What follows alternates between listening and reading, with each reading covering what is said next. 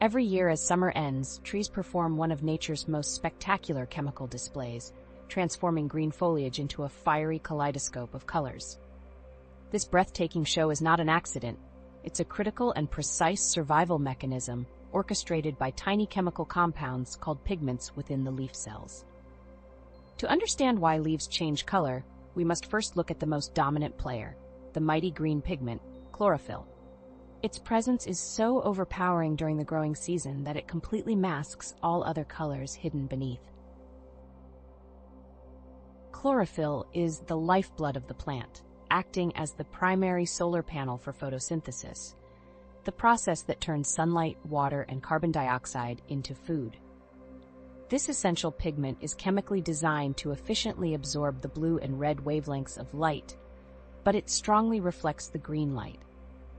This reflection of green light is precisely why leaves appear green to our eyes throughout the spring and summer. As long as a plant is actively growing and making food, it is constantly producing vast amounts of chlorophyll, dominating the leaf's color palette. The beautiful yellow and orange colors are not created in the fall. They are actually present in the leaves all year long.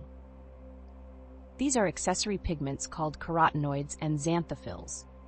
Carotenoids, which are responsible for the colors of carrots and bananas, are also hard at work inside the leaf, assisting chlorophyll with light absorption, particularly protecting the leaf from too much sun.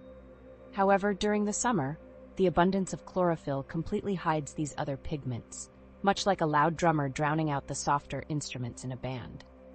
These orange and yellow colors are the true constant colors of the leaves, merely obscured by the green. The trigger for this spectacular color change is not the first frost, but rather the reduction in daylight hours, a phenomenon known as photoperiodism, coupled with cooling temperatures. As the days shorten, the tree senses that the ideal growing conditions are ending and that winter dormancy is approaching. This drop in available sunlight is the crucial signal that tells the tree it is time to halt photosynthesis and prepare for the non-growing winter season. The change is entirely based on the clock of the season, marking the start of a period of resource conservation. Once the signal is received, the tree starts the Great Shutdown. At the base of the leaf's stem, called the petiole, a special layer of cells known as the abscission layer begins to form. This layer acts like a cork, slowly sealing off the leaf from the rest of the tree.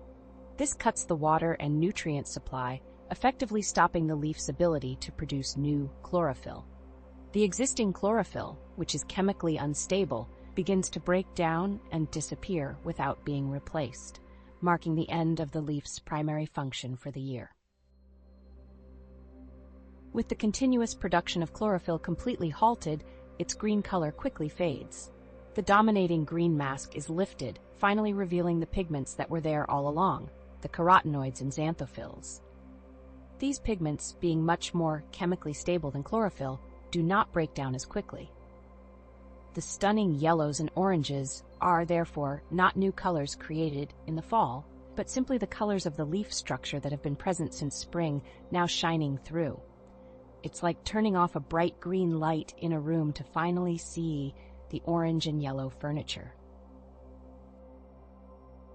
However, the beautiful reds and deep purples are a different story, as they are not revealed, but newly created in the fall. These colors come from pigments called anthocyanins, which are manufactured from trapped sugars in the leaf after the abscission layer has formed. The tree creates these red pigments, potentially as a form of protection, acting like a sunscreen to shield the leaf from light damage while the tree attempts to salvage the last valuable nutrients before the leaf drops. A combination of bright sunshine and cool, but not freezing nights maximizes this sugar to anthocyanin conversion, leading to the most vibrant red displays. Ultimately, the changing colors are a spectacular side effect of a very practical decision: resource conservation. Before the leaf is fully sealed off and dropped, the tree pulls back valuable nutrients like nitrogen and phosphorus from the leaf structure and stores them in its branches for the winter. The pigments, from the exposed yellows to the newly created reds, are simply the chemical byproducts of this massive, efficient recycling project. This process ensures the tree survives the harsh winter and has the reserves to burst forth with new green life next spring. If you enjoyed scratching this bit of knowledge, like and subscribe to Scratch the Brain. Like, share, comment, subscribe, and hit the bell icon.